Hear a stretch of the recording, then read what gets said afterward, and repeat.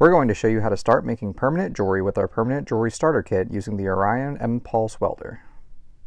The Sunstone Orion mPulse Welder is one of the most popular welders for creating professional-grade permanent jewelry welds.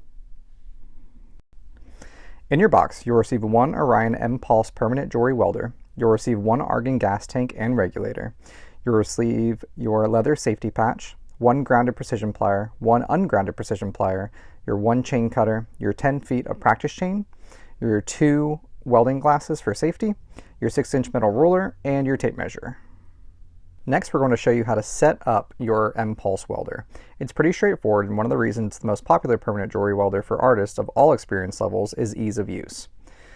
To set up your Orion mPulse welder, you'll want to first plug in your welder into the outlet. Then you'll attach your gas tube from the argon tank into the welder itself, and then you can go ahead and attach your grounded pliers to the back of your welder. When it comes to measuring the chain for your customer, you'll place the chain around the customer's desired placement area, such as their wrist or ankle, and then use the included cutters to cut the chain length. After that, you'll go ahead and close your jump ring and you're ready to move on to welding.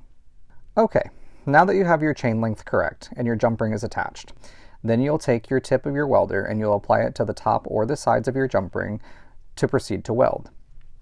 Once you've done that, you can check your weld by taking your pliers and wiggling the jump ring back and forth just gently to see if your weld held. If not, go ahead and apply another weld to the jump ring. After the fact, you can take your fiberglass cleaning brush and you can use that to clean up all the black gunk char marks on your jump ring.